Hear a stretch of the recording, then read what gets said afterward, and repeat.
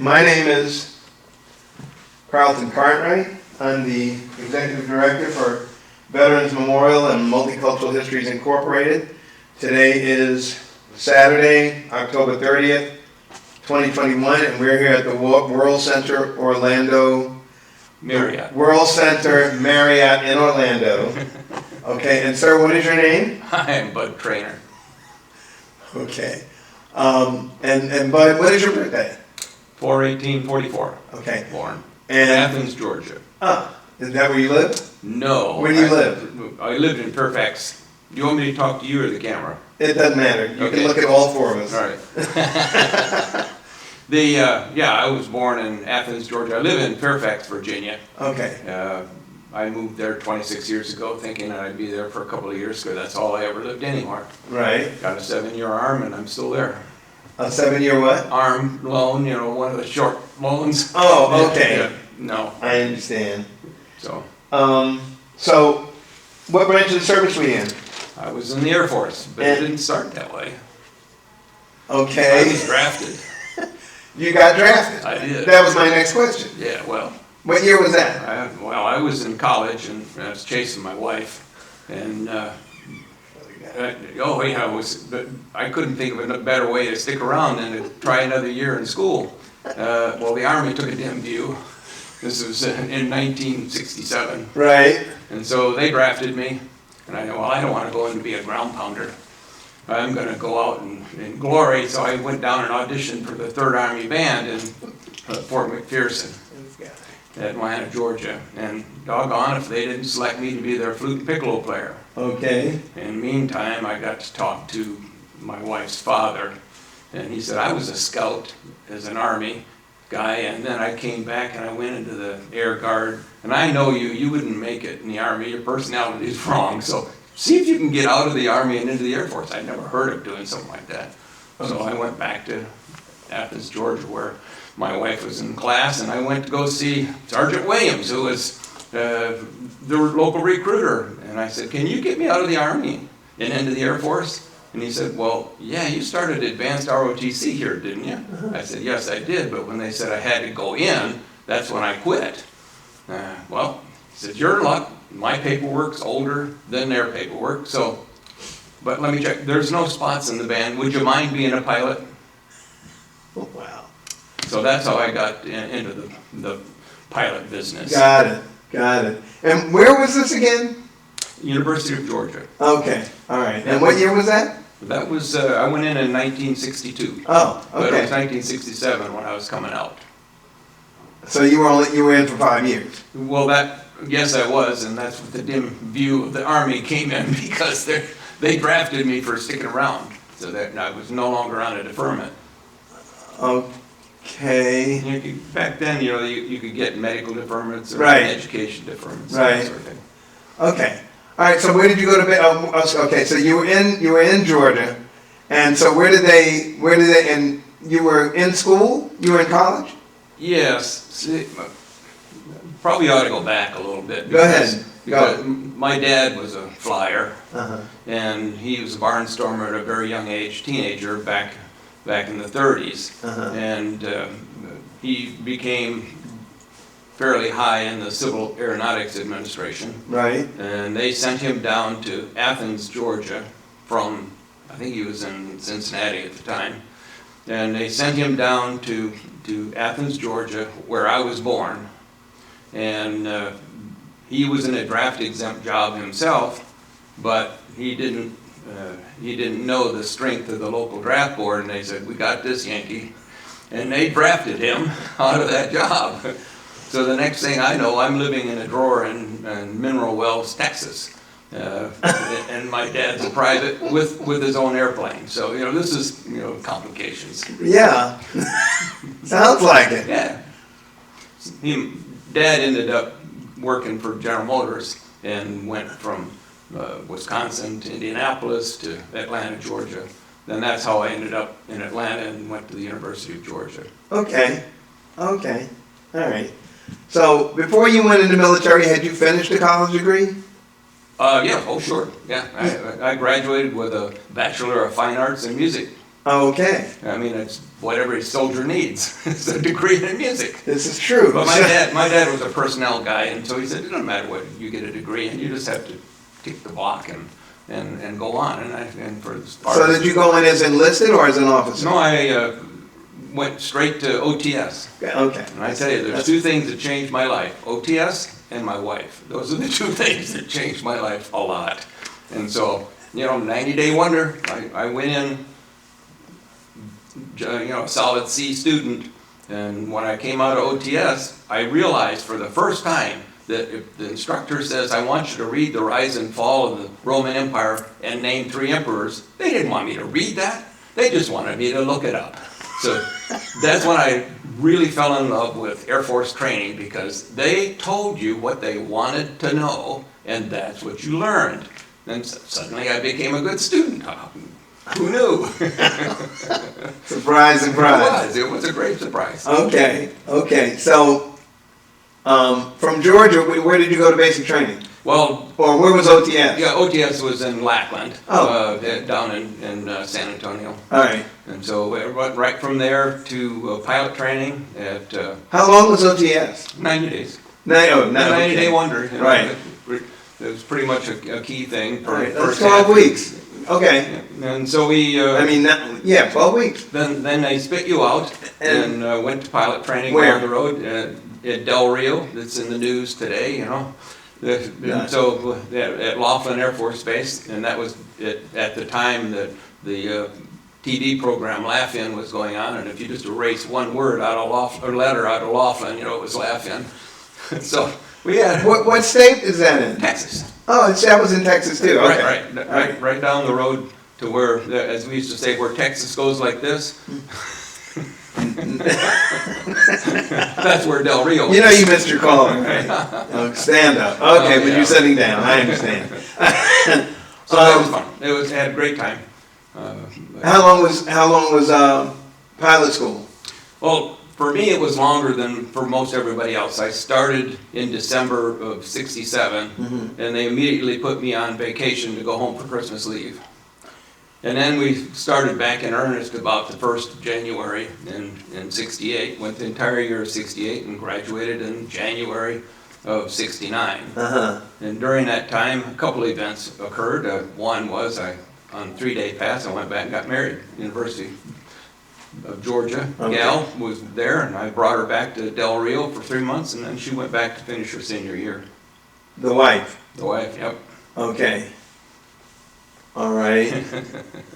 And you were in the military at this time? Oh, very much so. Okay. Yeah. And Del Rio is, what state again?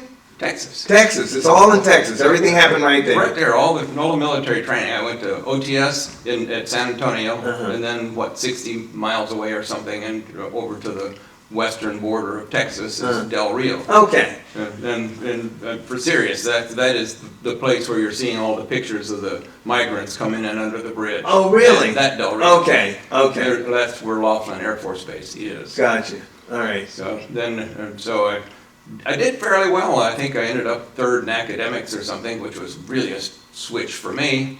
But that got me my airplane pick. When they give you all the airplanes to pick from, I picked a transport. The Hercules? Well, 130? no, I picked the C-133. Yeah. The C-133 looks like a 130 in the air, but it's 2 or 3 times as big. It was the heavy lifter before the C-5. Okay. Great fun. All right. Yeah, I flew on one of those once. Yeah. Anyway, this is not about me, it's about you. Okay. Getting sidetracked here. Okay, so first duty station.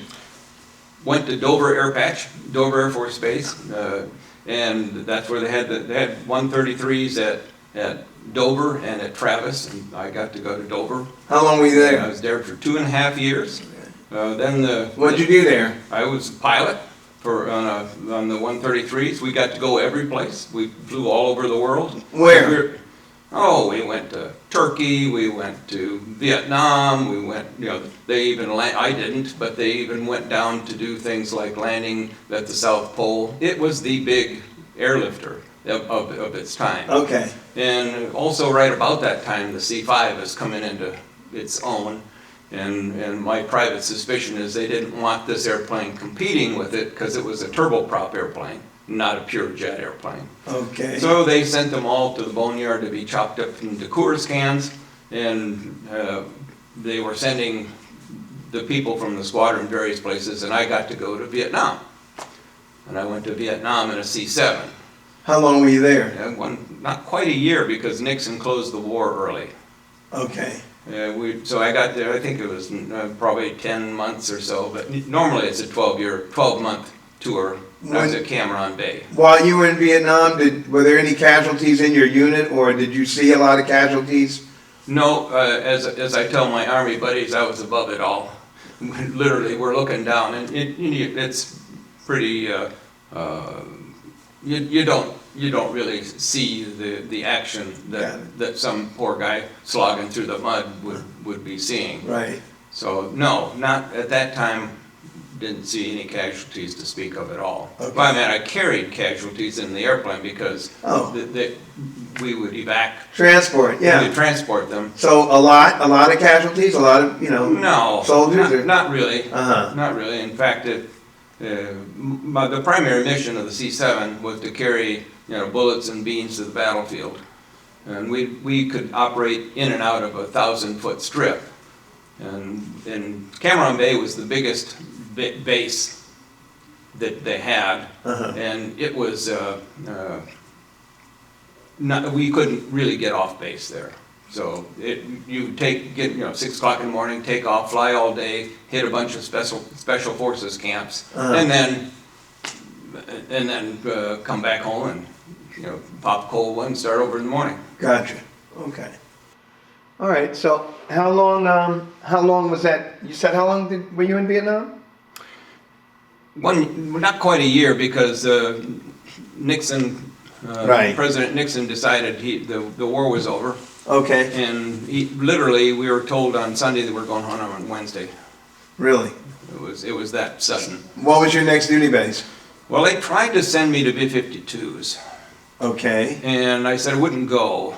I'd quit because one of the options was to separate at port when they're sending everybody home. Was it what? To separate at port. Oh. So I could have just quit right then. Right. But no, they said, all right, well, how about if you take a C-5? Would you do that? And I said, sure, I'll take a C-5. Why? What was so intriguing for you about C-5?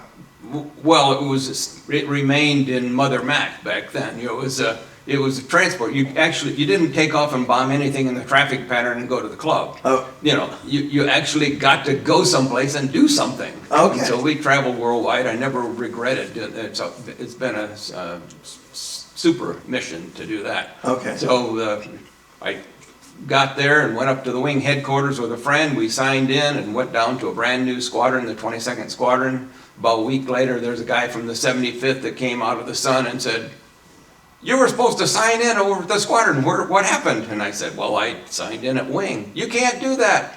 We have cease and desist orders to send you direct to the training base for B-52s. Ah ha ha. No, you aren't. So they were trying to mess with me back then. So always better lucky than good. Better lucky than good? That's right. Okay. All right. So then we went off and did normal thing. I was doing pretty much exactly the same thing in the C-5 that I did in the 133. And you were okay with that? Oh, loved it. Loved it. Yeah. Okay. Go any place in the world. So, all right. So, where were you stationed with the C-5? Where did they send you? That's at Travis Air Force Base. In California. In California. North, right? And Northern California? right between Sacramento and San Francisco. Got it. Okay. It is a base that was put there, I think, originally by the Navy because it simulated a carrier deck well. I don't know that. So, at any rate, both my sons were born there at Travis, in 72 and 75, 70, yeah. So, my wife's going to kill me here. Yeah. Okay. 73 and 75. Gotcha. Yeah, 73 and 75. Because that's important, the 75 one. So, 2 weeks after my second son was born, I got sent on a mission they called Operation Baby Lift. But that was in looking in the rearview mirror, because I took off from Travis, went to Hawaii. They said, get up, we got another airplane coming in. So I picked up that airplane, and they said it's got a bad windshield. I said, well, I don't know, should I take that? And they said, well, you know, the windshield heat down there is for bird strikes. And I said, well, it is the co-pilot's window, right? Okay, sure, no problem, it's co-pilot's window. So we took the window in the spare, and we went off to Guam to get it fixed. They said, no, you've got high priority cargo. We had howitzers on board. Right. And they said, no, we need you to keep going. So we did. We through flighted and went to Clark Air Base. Went to bed. I put my hat on the bed, and that was, I know that's like putting, you know, breaking a mirror under a ladder, black cats and all that kind of. The hat on the bed is bad juju. Okay. And so we got up in the morning, and I was eating this lovely, thick, spicy hamburger about 3 in the morning, and they called me to the command post. They said, hey, command post needs to talk to you. So I went and talked to them, and I said, oh gosh, what's wrong? Somebody in trouble. You don't get called to the command post to talk to the folks back home. Right. They said, hey, how many people can you take? Right, what do you mean? So, well, instead of usually we transship offload the cargo and put it on littler targets like the 130 and send them into Vietnam, and the C-5 cuts to the right and goes up to Kadena. Right. But this time they said, no, take in the howitzers, and we want you to take a bunch of people out. And I said, okay. And they said, how many people can you take? Well, 73 seats on the airplane. You know that. Why are you asking me? No. How many can you really take? I said, you mean like floor load? And the major on the line says, you're pretty clever for a captain. So I said, oh, I don't know. Right. So I grabbed my loadmaster, and we went out and literally heel-toed. And we went out there, and we said, you know, if we stood everybody up, like, I bet you could squeeze, you wouldn't gross the weight out, you could probably squeeze a couple thousand people in here. Right. We're not saying that. No. So we went back in. We went back in and said, we can take 1,000 people. You did do it. And then we went back, and I told him that, and he says, oh, and by the way, they're children. Oh, God. Okay. So what do you need, they asked me. What do you need to take these children? What children? Well, the ones you're picking up in Saigon. What do you need? How do I know what you need? Right. They said, well, no, what do you need to take care of a bunch of kids? And I said, well, I have a 2-year-old and a 2-week-old kid. I know what they need. So we told them to get all the Pampers and the juices and milks and blankets and all that kind of stuff. Yeah. And so we cleaned out all the Clark, all of that kind of stuff. And they said, would you like an air evac crew? And I said, sure. And teamwork's essential. It gives you somebody else to blame. But, so I had never flown an air evac mission. Put that way, but okay. Yeah. You got to remember that during this time, Saigon is falling. And one of the greatest things about being a captain is that you're invincible and oblivious. Because you don't need to know anything because you're invincible. So we're all flying around out there. Who writes this stuff for you? Basically clueless. Who is your... So we go out on the ramp and we get ready to take off.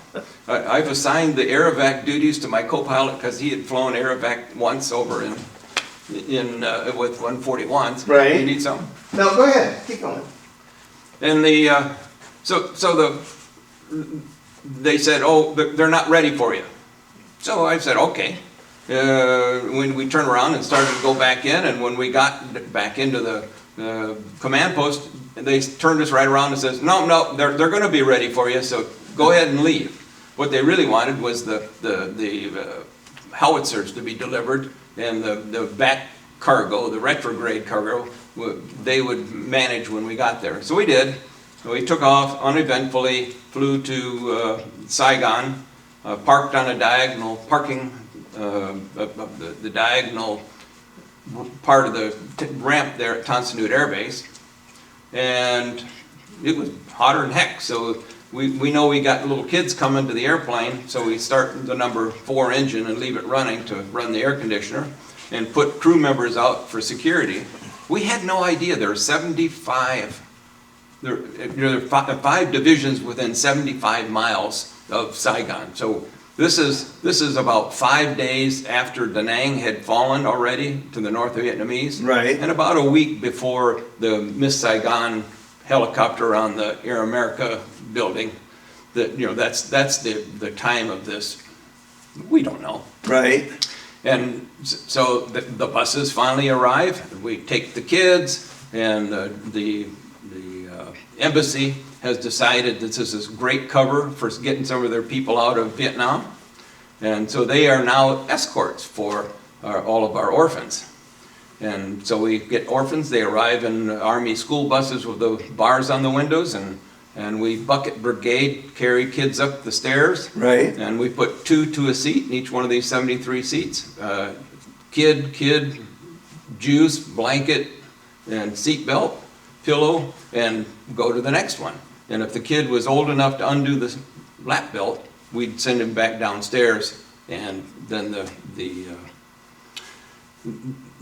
we'd bring another younger kid up. So most of the survivors of this mission, by the way, were people upstairs. So sending them downstairs was a virtual death sentence. We didn't have any clue at that time, of course. Okay. So we get them all loaded. The crew was fabulous. They did everything perfectly. We took off, and about 12 minutes out of Saigon, I had a rapid decompression. The rapid decompression was caused by the the right locks on the ramp. They had been taken off the airplane and put back on. I'm not sure the mechanics of it, but they didn't get rigged correctly. Okay. And so they were holding a disproportionate share of the load.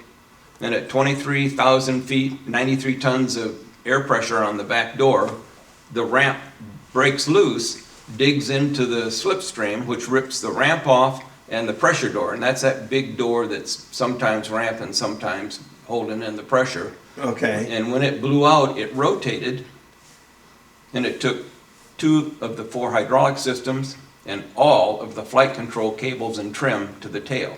Jeez. Which left me with left aileron. With what? Left aileron. Okay. That's my flight control. Uh-huh. Had some in-flight spoilers, but that's still just roll control. I'm at 23,000 feet. I make a roll to the left, and I start directing people to go down and see what was going wrong. People are coming forward. The folks downstairs, we had some AAVS crew down there in the cargo compartment. We took them on at Saigon, and they're actually using their light bars so kids can change diapers. Right. And so the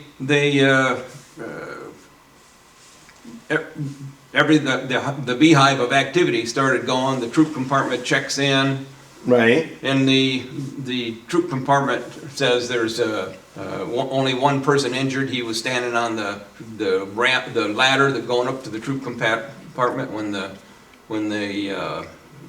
rapid decompression occurred. Uh-huh. And I turned around and began a descent. And because the artificial feel was still on the hydraulic systems that were remaining, it felt like I had control, which I did not. So the speed began to increase, and the pitch of the airplane began to increase down, and I couldn't figure out why I couldn't stop it. And then suddenly it was going back up again. And I thought, wow, finally something is working. And then it went back to level, and then it went back and started to go straight up. And, well, that's scary. Yeah. And so I hadn't done that since fighter training and pilot training. So I did what they call a vertical recovery. I rolled off on a wing, and that made my nose drop, And now I put the nose way down, and I think, wow, that was scary. But now the doggone airplane is just going faster and faster and faster. Well, what to do? It looked like I was just going to dish out at the trajectory I was going. I would dish out and hit the ground. So that I went back to training that my dad had given me in his old biplane stuff, where you got to go faster sooner to do a loop in a biplane. So in the dive, even though I've already gone faster than, by the way, did I say I hold the air and land speed record in the C5? No, you didn't share that. Yeah, well, I'm going really fast. Okay. And so I added more power in the dive, Uh-huh. and that made me even go faster. Right. But when I did that, even though I was just a captain, I was trainable. So this time, instead of letting the nose go to vertical, it got back up to 10,000 feet. I rolled off on a wing again to kill the lift, and then that put me into a controllable situation. Now, all of this is probably in the first 6 or 7 minutes of the rapid decompression. It's all 1G maneuver for the people downstairs in the cargo compartment, and they're all saying, "Don't go back to Saigon." They read the newspaper. "Don't go back to Saigon," and limp to Clark. They didn't realize the severity because it was all very smooth to them. There's no way I could change anything in the tail. Right. So we turned back around, and I gave the yoke control to the co-pilot, and of course there wasn't anything he could do but maintain a roll. Because I had been stationed over there in Vietnam, I knew where I was visually. I could see where Saigon was on the horizon. So I headed for a long left base, almost like you'd plan a glider final, again training from my father. And we put down the gear, emergency extended the gear. That was a lot of drag. I had to keep adding more and more power to compensate for the drag. And when I tried to turn to line up with the runway going opposite direction traffic, I couldn't, because as soon as I rolled, the nose would drop, and I have to put the nose back up again to maintain the lift. So even though we couldn't slow down. We were going 273 knots when we had the rapid decompression. We're going 273 knots now. People don't realize that the elevator is what allows you to balance the teeter-totter so that you can fly slower or faster. That's what the tail really does. Power makes you go up and down.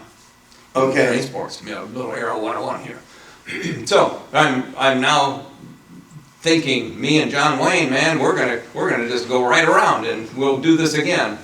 But no, with all the drag, I'm still going down. I pushed the power all the way to the wall, which is usually you're lining up some instruments, which was literally dumping raw gas into the engine, and it was torching behind me. And that gave people the thought that maybe I was on fire, and I wasn't on fire. I was just trying to get that last little bit of thrust. Got down within about a couple hundred feet, and I thought to myself, well, there's no sense going in like an arrow. Threw the throttles to idle, and we went down, and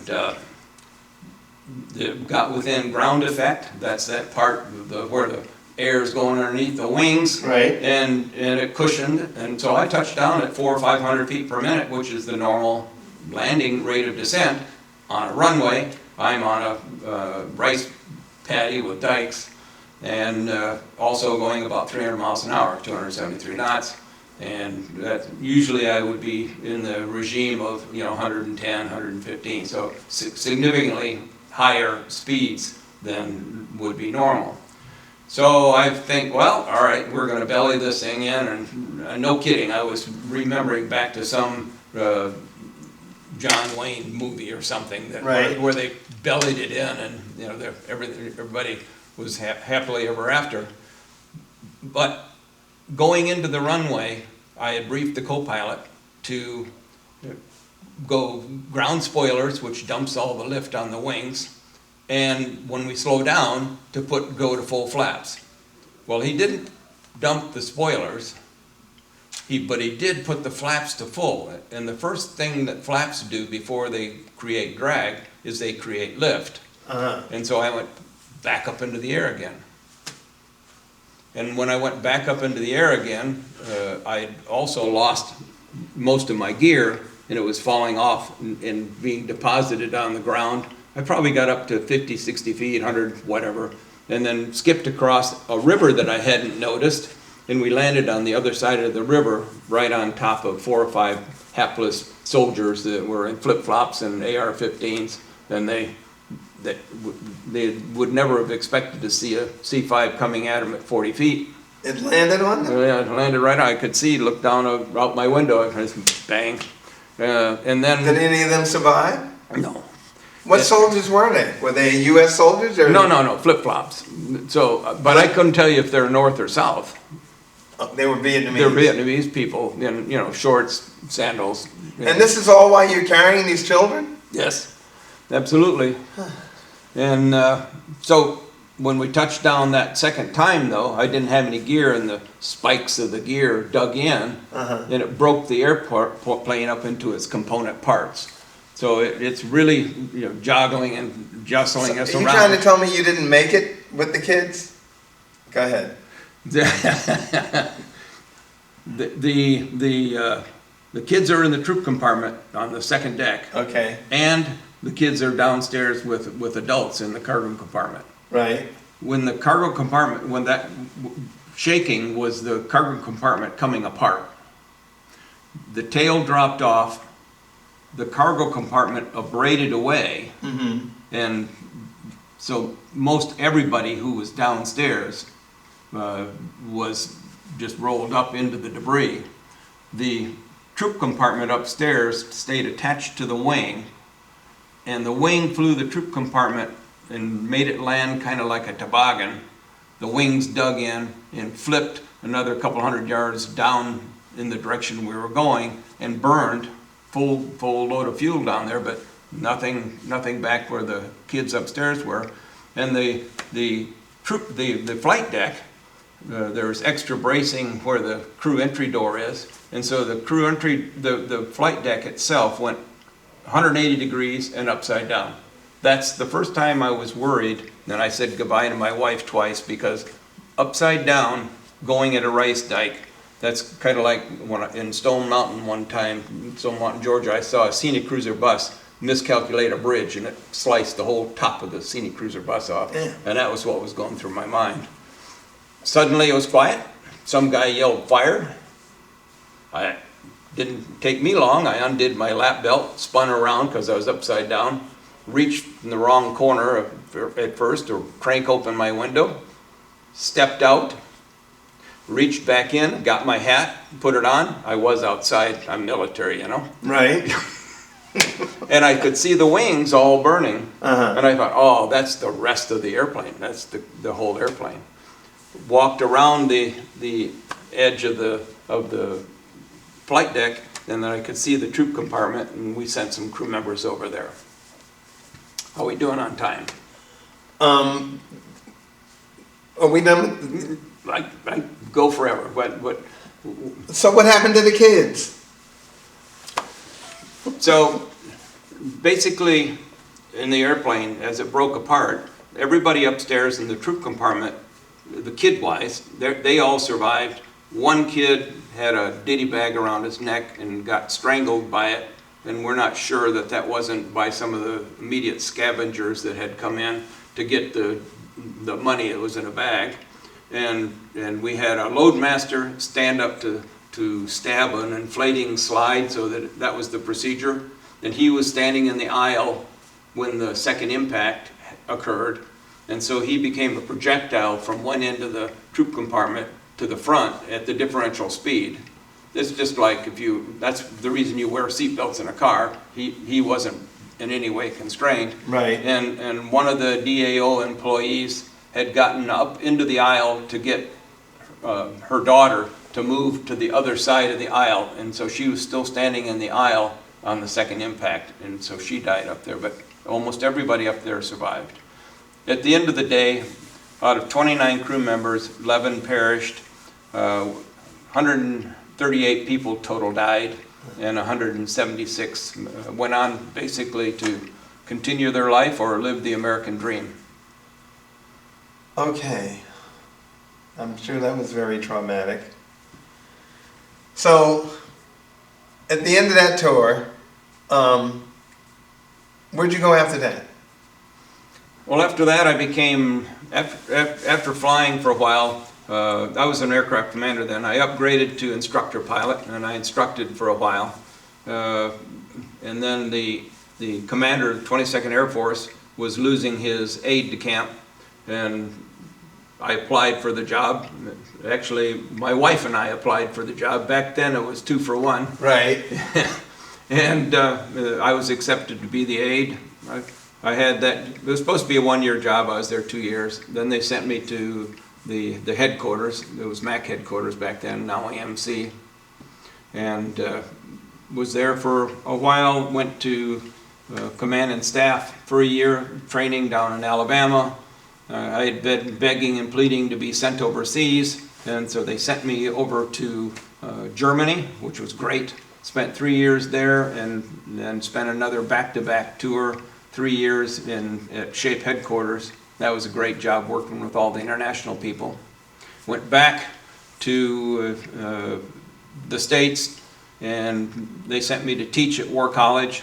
So I stayed there for a while. I liked Montgomery.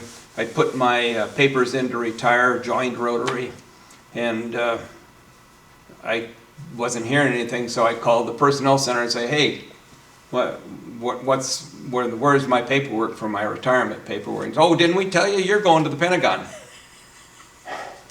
What? Okay. Yes, you remember going up and briefing these 2 bald-headed old guys up in D.C.? Well, that was the 3-star and the 2-star. They like you, and you're coming to the Pentagon. There you go. So how long were you at the Pentagon? I was there 2 years there. I was the vice commander of the command post there. And one of my jobs was, by appointment, I became the senior counter-drug guy in the Air Force, and that's a whole another set of stories. The senior counter-drug guy? Yeah, so I got to start a couple of organizations with South Americans to help stem the drug problem in the Americas, including South and North Americas. Did it work? As good as it'll ever work, I guess. You know, the politics is more important than the product, I think, sometimes. I understand. And then after 2 years there, my boss was leaving. I guess I should say he was being fired. They reassigned him for cause, just because. And so I went in the boss. I said, "This is my chance. I'm going to get out of the Air Force too. I could just. My son would now be graduating from high school, and this is a perfect time." So I went in and put the chair up next to the general's desk and said, "You know, you need to get rid of me too." He said, "Yeah, I was thinking about that. Here's what I want you to do. I want you to go take command of the Flight Standards Agency over at Andrews." Right. So I can't turn down a colonel command. Oh, of course I can't. So I went over there and did that for a couple of years. And then it came time for me to move on. And I'd worked an assignment to go back to Scott Air Force Base, where I still had a house. And my wife looked at me and said, "You don't want to go back to Scott. You just want to stay here where it's nice and there's trees and there's..." So we bought a house. Okay. And we've been there for the last 26 years. Where's that? In Fairfax, Virginia. Okay. So that for my retirement job, we did the admin and the database administration and the management side, the administrivia for the Airlift Tanker Association, the group that's here now. Okay. That's why I'm here. I understand. 2 more questions. See? That was a great story.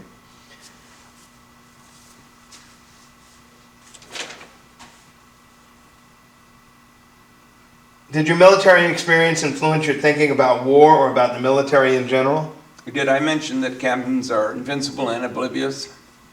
That who, Captain? Captains are that- invincible and oblivious. That answers that question. Actually, in the military, you go where you're told to go. Right. And you do the things that you're told to do. And because I wasn't being sent to do anything particularly egregious, I'm literally ferrying stuff, satellites and rockets, and there's all kinds of cool stuff. I mean, the C5, the loadmasters hate it when I say this, but it is, for the public's eye, you can put 6 Greyhound buses in a C5. So it's a big airplane. Right. And so they use it to carry all kinds of things, submarines, crews. So there's always a fun mission going someplace. And the last question is, how did your service and experiences affect your life? Well, I told you that OTS changed the way I thought about being a student. I mean, that was an important thing right there. Mm-hmm. And I think that I always had a mission that was doing something worthy. We were always doing something to help somebody. We had emergency missions, emergency resupply. For another day, I was a pilot before the baby lift. Was the nickel grass, where in '73 we resupplied the Israelis during when Egypt and Syria invaded Israel. So we started hauling freight in their direction. That's an interesting thing too. So then some people say, well, weren't people shooting at you? And I said, well, probably, but it's really hard to hit an airplane that's up in the sky high. So no. The only danger you have really is from missiles, if the missile can see you, right? Or from an airplane. And flying into Israel, I've now digressed. Sorry about that. And flying into Israel, we had fighter escort. We couldn't see them. We just knew they were there. We believed they were there. They told us that they were there. Right. Yep. Well, I want to thank you for an extensive and very interesting interview. It's very frightful, a lot of trauma. Seriously, it was good.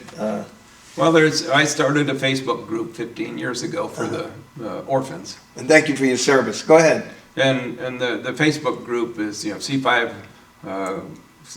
Galaxy Baby Lift, mm-hmm. And it's open for anybody in public. But the forum has been used mostly as the kids have gone from their very young adult to their now medium adult.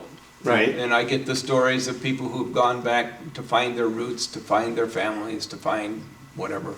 And I haven't found anyone who thinks that it was a bad thing to have been taken out of Saigon. And people ask that question too, was it right to take them?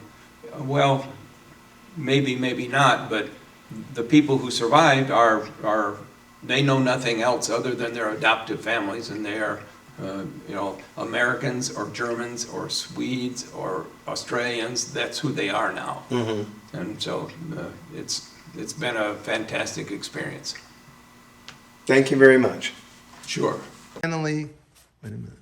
Okay, how did you finally get out of there, out of that, what was left of that plane and the parts? Well, mostly on the airplane, you either survived intact with nothing, or you didn't survive at all.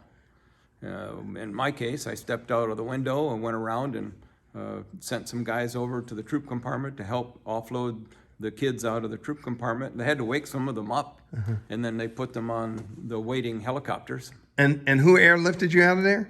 Air America. Okay. And what year was that? 1975, April 4th, 1975. Okay. Thank you very much. It was the baby lift thing. All right. And by the way, what's the link for baby lift? Well, I've got a temporary one in there. It is babylift.us/Smithsonian. And that was because I'd given an interview for the Smithsonian a couple weeks ago. And I'll leave it up there for a couple weeks and then it may go away.